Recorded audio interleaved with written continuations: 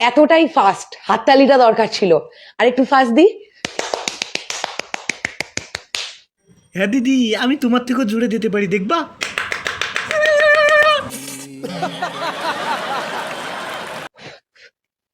ও দিদি, তার মানে এখন হাতে ফু দিতে হবে? বিষয়টা হচ্ছে এটা কি ছিল? কথা তো ঠিক, এটা কি ছিল? কেনই বা পাগলের মতন হাতে তালি দিলাম? দিদি বলে দাও কি এটা ছিল? দেবদা এবং দেবদার টিমের মাথায় কত ব্রাহ্মীর শাক খাওয়ার পরে এই বুদ্ধি আসে। কি বললে দিদি? দেবদা বার্নিশ শাক খাচ্ছে? এটা আবার কি? আর ব্রেনোলিয়া কি পরিমাণ খায়, আমি সিরিয়াসলি দেবদা এবং দেবদার টিমের কাছে এটা জানতে চাই। দিদি তুমি জানো না, সেটা আমাকে জিজ্ঞেস করো, আমি বলে দিচ্ছি দেবদা কি খায়। যে কোন রকমের ব্রাহ্মীর শাক খেয়ে খেয়ে এত বুদ্ধি হয় মাথায়। আরে দিদি, দেবদা তো গরুর গোবর খায়। समझ रहे हो समझ रहे हो आप समझ रहे हो মানে যে বুদ্ধি, ইন্ডাস্ট্রি এত বড় একটা ইন্ডাস্ট্রি, যদিও আমাদের ইন্ডাস্ট্রি খুব ছোট। দিদি শেষে কিনা তুমি বললা যে তোমার ইন্ডাস্ট্রি সুডো। এ ভাই, এরে এরে এরে কেউ বাংলাদেশে পাঠাও, এর ডিম থেরাপি দিয়ে দেই। কারোর মাথায় যে বুদ্ধি এত বছরে এলো না, দেবদা এবং টিমের মাথায় এইরকম একটা বুদ্ধি। একটা বাংলা সিনেমার টিকিট বুকিং শুরু হচ্ছে 10 মাস আগে থেকে। এতক্ষণে আসল কথাটা কইলা। এই নাটকটা করার কি দরকারটা ছিল? কিসের হাতের তালি? তাই তো বলি যে কেন এর মতন একটা আবাল মার্কা কন্টেন্ট ক্রিয়েটর দেবদা এবং দেবদার টিমকে এত প্রশংসিত করতেছে।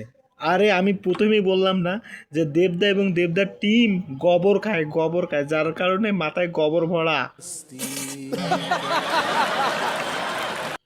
আর এ তো মনে হয় খায় কি জানেন? এ খায় মনে হয় এই যে কুত্তার পায়খানা।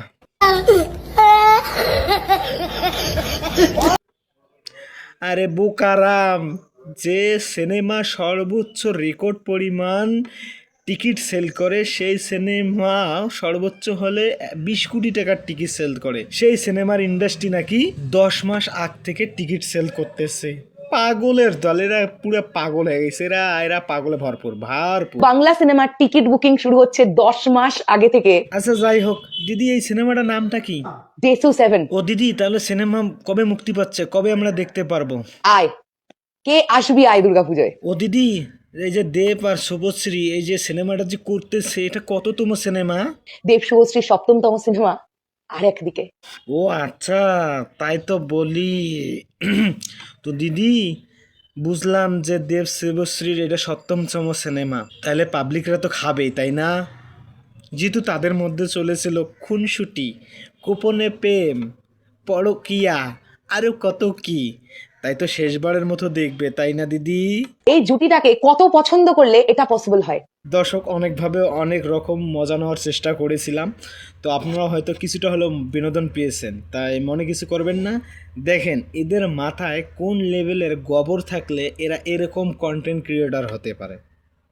ওই যে আর একটা সাংবাদিক আছে, ময়ূক না কি জানি নাম, মানে পাগলের মতো লাফালাফি করে। আসলে ওই দেশে মনে হয় সবাই পাগল, তা না হলে এরকম করবে কেন রে ভাই? তুই একটা কন্টেন্ট বানাবি, সুন্দর করে কথা বলবি, মার্জস্যতা থাকবে তোর কথার মধ্যে, নম্র ভদ্র হবি, কিন্তু কন্টেন্ট বানার নামে তোরা গোবর বানাস, ঠিক আছে?